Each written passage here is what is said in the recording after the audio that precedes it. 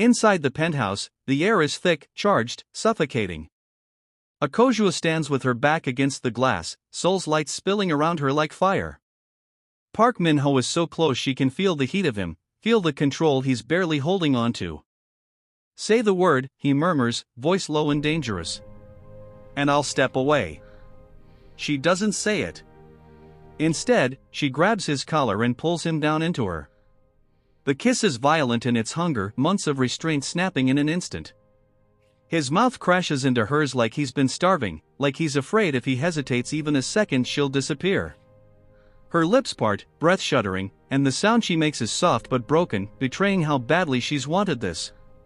His hands slide to her waist, gripping, grounding himself as if touching her is the only thing keeping him sane. When she presses closer, when her body answers him without permission, he groans against her mouth, low, rough, undone. "This is a bad idea," she whispers, but her fingers are already buried in his hair. He kisses her harder. The world narrows to heat and breath, and the way his control is unraveling piece by piece. Every touch is deliberate, restrained only by fear of wanting too much, of taking too much, of needing her in a way he swore he never would again. She breaks the kiss just long enough to breathe. "Min-ho, if we start this." He rests his forehead against hers, voice shaking. "I've been holding back my entire life. Don't ask me to do it now." Her resolve shatters. She kisses him again, slower this time, deeper, full of promise and danger. It's not just desire anymore. It's surrender. Two wounded people colliding, knowing this will either save them or ruin them. She pulls away suddenly, chest heaving, eyes dark with fear. "No," she says, barely convincing herself. "If we cross this line, there's no going back." He watches her step away like a man watching something precious slip through his fingers. "Some things," he says quietly, "are worth losing control for." The scene opens with chaos. Rain pours down on a dark Seoul alley. A woman stands over three unconscious men, breathing hard, knuckles bleeding. She wipes her mouth with the back of her hand and spits blood onto the wet pavement. "You want to know what real power looks like," she says to the fourth man cowering against the wall. "It's not the gun in your hand. It's not even the fear in your eyes. It's knowing you'll survive no matter what hell throws at you." She walks away, leaving him trembling in the rain. Cut to a luxury penthouse.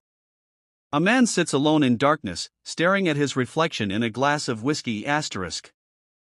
30 days. 10 women. 10 failures, he whispers. Flash forward, the same man and woman stand face to face in an elevator, inches apart, both breathing hard. "You don't scare me," she says. "You should run," he replies. "I don't run." Screen fades to black. Title appears, Titanium Hearts *. Before we dive into this story, I need you to stick around until the very end, because what you're about to hear isn't just a love story.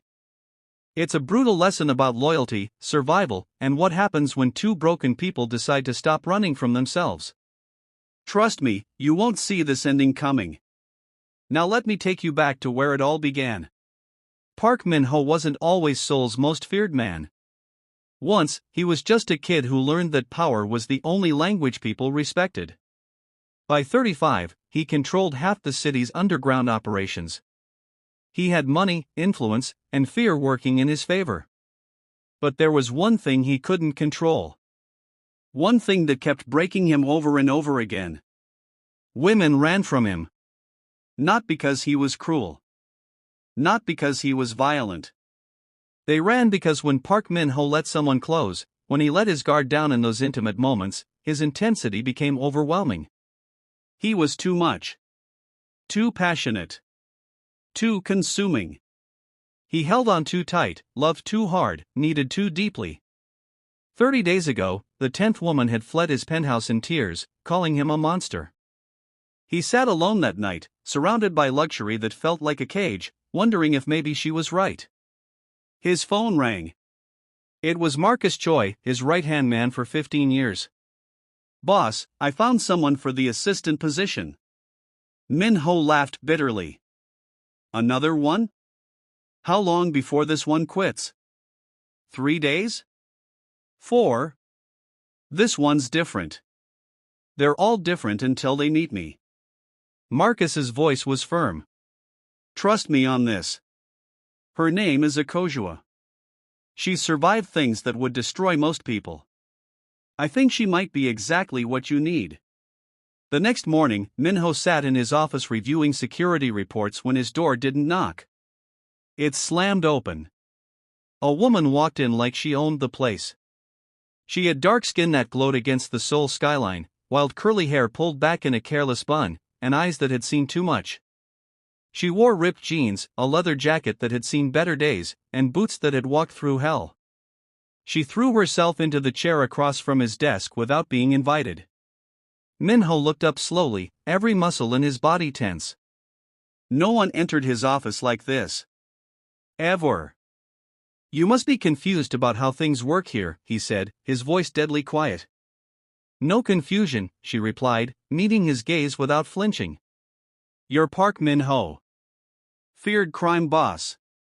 Controls half of Seoul. Has a reputation for being impossible to work with. And you desperately need someone who won't run screaming after a week. Confident. Realistic, Akojua corrected. I'm here for the assistant job. I don't scare easy, I don't play politics, and I definitely don't waste time with fake respect. Minho leaned back, studying her. You realize I could have you removed from this building in about 30 seconds? You could try. But then you'd be down another assistant, and from what I hear, you're running out of options. Something flickered in his chest. Something he hadn't felt in a long time. Intrigue. What makes you think you can handle this job? Akojua smiled, and it wasn't kind. It was the smile of someone who'd survived things he couldn't imagine. I spent 3 years living on Seoul streets. Started when I was 16, alone in a country where I didn't speak the language, didn't know anyone, had nothing. I learned Korean by listening to people throw insults at me. I learned to fight because the alternative was worse. I ran card games in Gangnam to make enough money for a room. I've had knives held to my throat, guns pointed at my head, and I'm still here. So whatever intensity you think you have? I've faced worse. The room fell silent. Minho felt something shift in his chest, like a lock turning. You're hired. But cross me once and... Yeah, I know. You'll destroy me. Heard it before. She stood up. When's lunch? I'm starving. Marcus appeared in the doorway, looking between them nervously. Minho just shook his head, almost smiling for the first time in weeks. The first week was chaos. Akojua reorganized his entire filing system, cancelled meetings she deemed wasteful, and told 3 of his oldest associates they were being inefficient. 2 of them complained to Minho directly. Your new assistant is disrespectful, one said. She's also right, Minho replied, looking at the efficiency reports she'd prepared. My operations have improved 15% in 5 days. If you can't handle her directness, that's your problem. But the real explosion came on day 8. Akojua was reviewing contracts when the elevator opened and out stepped Hanason. She was everything Akojua wasn't, polished, elegant, perfectly made up. She was also Minho's ex-girlfriend, the 9th woman who'd run. Where's Minho? Hana demanded, looking Akojua up and down with obvious disdain. In a meeting. Can I help you? Hana laughed, cruel and sharp. You're the new assistant? Oh, sweetheart. You won't last. I give you a week before you realize what he really is. Akojua didn't look up from her work. What he really is? A man who's intense and struggles with vulnerability? Groundbreaking observation. You have no idea what you're talking about, Hana snapped. He's a monster. He'll consume you, destroy you. I was strong once, just like you. Look at me now. Akojua finally looked up, and her gaze was sharp enough to cut. You look bitter, not broken. There's a difference. How dare you? No, how dare you? Akojua stood up, and despite being shorter than Hannah, she somehow seemed bigger. You had something real with him and you ran because it got difficult. Now you come back here, not because you care about him, but because you can't stand that he might find someone who won't abandon him. Hannah's face twisted with rage. You think you're special? You think you're different? I think I don't run when things get hard. Can you say the same? Hannah tried to slap her. Akojua caught her wrist midair, her grip firm but not painful. Walk away, Akojua said quietly. Before I forget, I represent Mr. Park professionally. This isn't over, Hannah hissed. Yes, it is.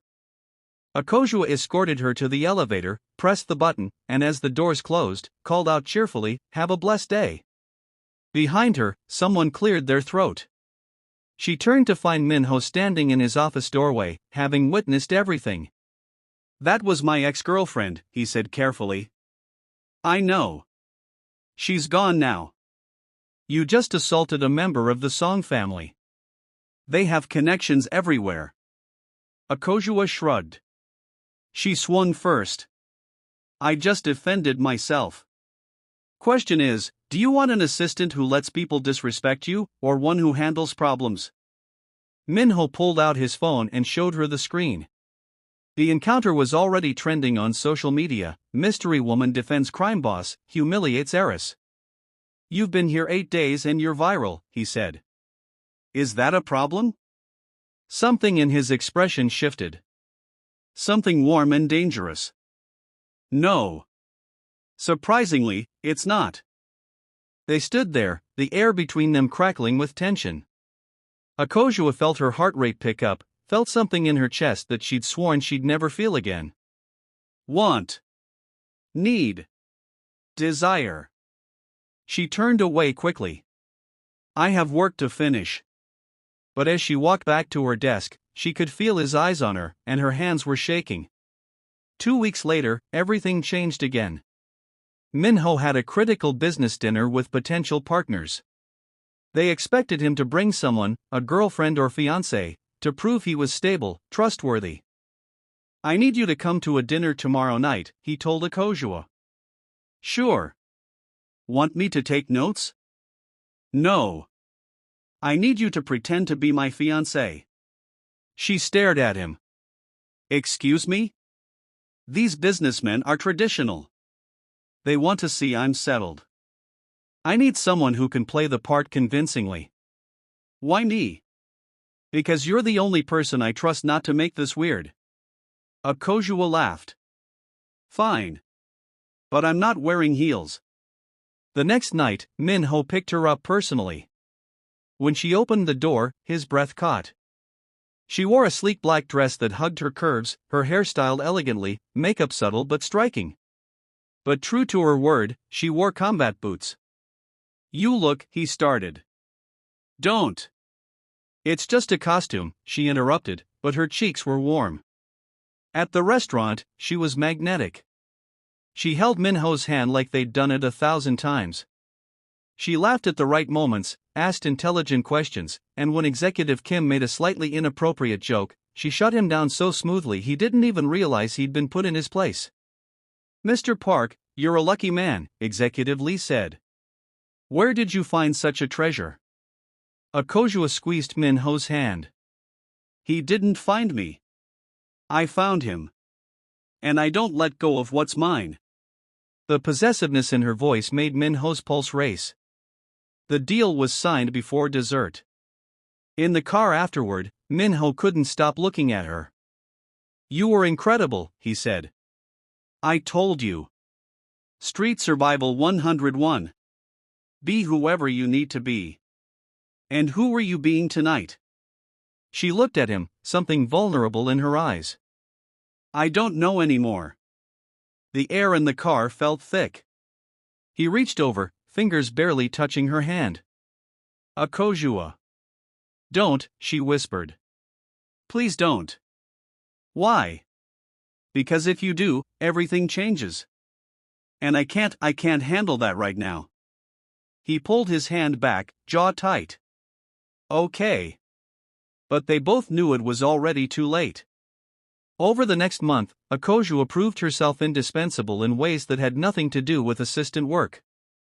She identified a leak in Minho's organization, traced it back to his accountant, and got a confession in under an hour. She sat across from a rival gang leader in a warehouse, alone, and negotiated a truce that saved lives. She disarmed an assassin who tried to ambush Minho, breaking the man's wrist with brutal efficiency. Minho watched the security footage of that last incident 3 times, his feelings a complicated mix of arousal, amazement, and something deeper. "You could run my entire empire," he told her one evening when they were alone in his office. "I don't want your empire," she replied. "What do you want?" She looked at him, really looked at him, and for a moment he saw past all her walls. "I want to matter," she said quietly. "I want to build something that proves I'm more than my past. More than a street kid who got lucky." He stood up, moving closer. "You already matter. You already prove that every single day. Min-ho. I can't stop thinking about you." The confession hung in the air between them. Akojua's breath hitched. "This is a bad idea," she said. "Probably. You're my boss. I know. This will complicate everything." "Yes." "Then why?" "Because I'm tired of running from what I feel," he said, his voice raw. "I've spent my entire life being told I'm too much. Too intense. Too overwhelming. 10 women prove that. But you? You don't flinch. You don't run. You stand there and match my intensity with your own. And I." His voice broke. "I'm falling in love with you, and it terrifies me." Akojua felt tears burning her eyes. "You can't love me." "Why not?" "Because I don't know how to be loved. I don't know how to let someone in without expecting them to hurt me. I've survived by keeping everyone at arm's length, and if I let you close." "What? What are you afraid of?" "That you'll see who I really am and run. Just like everyone else." Minho cupped her face in his hands, gentle despite his strength. "I know who you are. You're brilliant and fierce and terrified of being vulnerable. You've survived things that would destroy most people. You built yourself from nothing. And I don't just respect that. I love you for it." Min-ho. He kissed her. It wasn't gentle. It was desperate, consuming, months of tension exploding between them. She kissed back just as hard, fingers tangling in his hair, years of loneliness and fear melting away. They barely made it to his penthouse. In his bedroom, with the city lights streaming through the windows, everything changed. He was intense, yes. Overwhelming, absolutely. But Akojua matched him completely. When his hands trembled with the effort of holding back, she grabbed his wrists. "Don't," she whispered. "Don't hold back with me. I can take it. I can take all of you. I don't want to hurt you. You won't. Trust me." And he did. Their lovemaking was raw and emotional and real. He was passionate and demanding, but she met every touch, every kiss, every desperate need with her own. When it was over, they lay tangled together, both trembling. 10 women ran from this, he said quietly, his voice thick with emotion. From this intensity. This need. Akojua turned to face him, her hand on his chest. They ran because they were afraid of their own feelings, not yours. You didn't break them, Min-ho. They broke themselves by running. What if I'm too much for you too? You're not. Listen to me. She sat up, fierce and beautiful. I've been hurt by people who enjoyed it. Men who wanted to break me for sport. You're not like them. You're afraid of your own strength, so you suffocate yourself trying to control it. But I'm not fragile. I'm not going to shatter. He pulled her down, kissing her forehead. I don't know how to do this. How to be vulnerable. Neither do I. But maybe we learn together? They fell asleep wrapped around each other, both terrified and hopeful. But the next morning, Min-ho woke up alone. He found Akojua in the kitchen, fully dressed, coffee in hand, her expression carefully neutral. "Morning," she said casually. "Good morning." He moved closer, but she stepped back. "About last night." "It was great," she interrupted. "Really great. But let's keep things professional from here, okay?" He froze. Professional. We both needed to blow off steam. It happened. But it doesn't change anything. Something cold settled in his chest. Doesn't change anything. No. I'm still your assistant. You're still my boss. Let's just move forward. "You're running," he said, his voice dangerous. "I'm being realistic." "Bullshit. You're scared." "So what if I am?" She slammed the coffee cup down. "You said it yourself, you destroy everything you touch." "Well, I won't be another broken woman in your history." The words hit him like a physical blow. His jaw clenched. "Get out." "Min-ho." "I said get out." She grabbed her things and left, and Min-ho stood alone in his penthouse, wondering how he'd been stupid enough to hope for something different. For a week, they barely spoke. Akojua handled his schedule with cold efficiency. Min-ho buried himself in work. The tension in the office was suffocating. Marcus finally confronted her in the hallway. "What the hell happened between you two?" "Nothing. We're fine. You're both miserable. We're professional. You're in love with him." Akojua's mask cracked. "It doesn't matter." "Why not?" "Because I'm terrified, Marcus. I'm terrified that if I let myself love him, he'll realize I'm not worth it. That I'm just a street kid playing dress up. That I don't belong in his world. He doesn't care about any of that. He should. He could have anyone. Why would he want someone like me?" "Because you're the only person who sees him, really sees him, and doesn't run." Before she could respond, the elevator dinged. Out stepped Hannah, her smile poisonous. "Still here? Impressive." Akojua tried to walk away, but Hannah blocked her path. "He'll destroy you," Hannah said. "It's what he does. He gets close, makes you feel special, then his darkness swallows everything." "Then why are you here?" Akojua shot back. "To warn you. I used to be strong like you. Look at me now." Akojua really looked at her then, and suddenly understood. "You're not broken because of him. You're broken because you gave up. You decided he was too much, and instead of fighting for him, for yourself, you ran. And now you're bitter because he's moved on. You think you're different?" Hannah's voice rose. "You think you can handle him?" "I think he's worth trying. I think he's brilliant and loyal and terrified of hurting people. And maybe I'm crazy, but I think he deserves someone who won't abandon him when it gets hard." "You're already in love with him." The truth hit Akojua like lightning. "Oh God. When he breaks your heart." "He won't. Because I won't let him. And I won't let myself run either." Akojua pushed past Hannah and headed straight for Minho's office. She burst in without knocking. He was on the phone but hung up immediately. "What?" "I'm terrified," she blurted out. "I'm absolutely terrified. I grew up on streets where trusting anyone could get you killed. I learned to fight because the alternative was becoming prey. I've spent my entire adult life building walls so high nobody could climb them." She was pacing now, words tumbling out. "And then you happened. You with your intensity and your vulnerability and your ridiculous belief that you're some kind of monster. You're not a monster. You're just a man who's been hurt and who's afraid of hurting others." Her voice broke.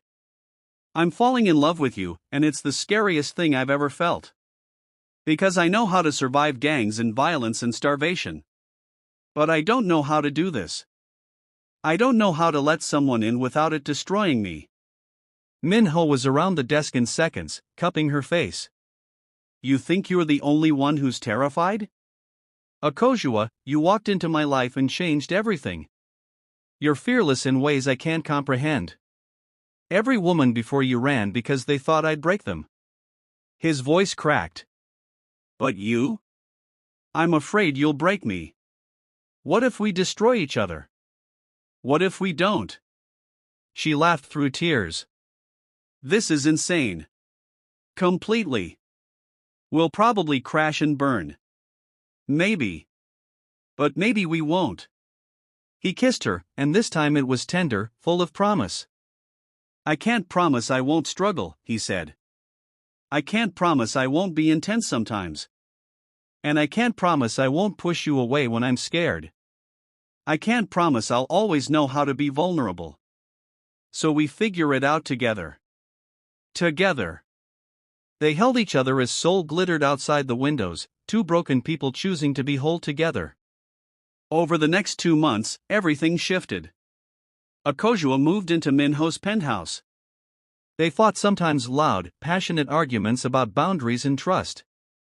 But they always came back together, learning to communicate, to be vulnerable, to trust. One night, she showed him sketches on her tablet. What's this? He asked.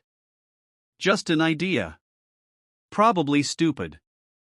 It was a platform designed for connecting street kids with education, job training, mentorship. When I was on the streets, there were these kids, so smart, so capable, but no opportunities. I kept thinking, what if there was a way to help them? Minho studied the designs, impressed. This is brilliant. Build it. I do not have the funding or expertise. You have me. Let me invest. Not because you are my girlfriend, but because it is a damn good idea. Why would you do that? Because you taught me that vulnerability is strength.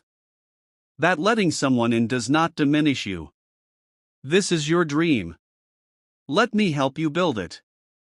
She kissed him, grateful and overwhelmed. 6 months later, Akojua stood on a stage in front of hundreds of people. My name is Akojua. 5 years ago, I was sleeping in subway stations. 3 years ago, I was running card games to survive. 1 year ago, I was just an assistant with an impossible dream. The audience was riveted. Today, I am the founder of Rise, a platform that has connected 5,000 street youth with education and jobs. We have helped 2,000 kids transition into stable housing and employment. She looked at Minho in the front row. Someone told me that vulnerability is strength. That asking for help is brave. This platform exists because I stopped being afraid. Thank you to everyone who believed in this vision. Especially to those who believed in me when I did not believe in myself. Thunderous applause. Backstage, Minho pulled her into his arms.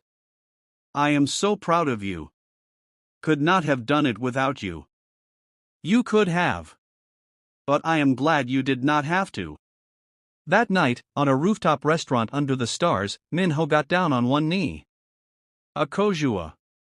You stormed into my life and have not stopped shaking up my world since. You challenged me, fought me, saw through every defense I had built, and loved me anyway. His voice was thick with emotion. You are the strongest person I know. You showed me that power is not about control, it is about trust. That vulnerability is not weakness, it is courage. I love you with everything I am. Marry me? She was crying, nodding frantically. Yes. Yes. He slid the ring on, lifted her, spun her around as she laughed and cried. I love you, she whispered between kisses. I love you too. My fierce, impossible woman. We are going to fight sometimes. Definitely. But we will figure it out? Always. Fireworks exploded over Seoul, perfect timing. 2 years later, Akojua stood on another stage. The screen read, Akojo Park, CEO of Rise Technologies, valued at $2.3 billion. When I started Rise, people told me I was crazy. That street kids could not build tech careers. That someone like me could not understand business. She paused. They were wrong. In 2 years, we have helped 50,000 young people find their path. We have created a community where survival skills become leadership skills. We have proven that your past does not define your future. She looked off stage where Minho stood, watching proudly. To everyone still fighting to survive, keep going. Your story is not over. The best chapters might still be unwritten. Standing ovation. Backstage, Minho caught her in his arms. Still changing the world, Mrs. Park? Just getting started, Mr. Park. She kissed him, familiar, comfortable, still electric. A young man approached nervously. Ms. Park? I just wanted to say Rise changed my life. I was living on the streets 6 months ago. Now I am enrolled in university. Thank you. Akojo's eyes filled with tears. Keep fighting. You are going to do amazing things. As he walked away, Minho squeezed her hand. Hey. I am proud of you. Every single day. You gave me the courage to dream this big. No. You always had that. I just believed in you until you believed in yourself. We make a good team. The best. They walked out together, hands linked, equals, partners in every sense. Because sometimes the most powerful thing in the world is not money or influence or control. It is two broken people choosing to trust each other. Choosing to be vulnerable. Choosing love over fear. And that? That is real power. If this story touched you, hit that like button and share it with someone who needs to hear it. Subscribe for more stories about love, survival, and finding strength in vulnerability. Because we all deserve someone who does not run when things get real. Thanks for watching, and I will see you in the next one.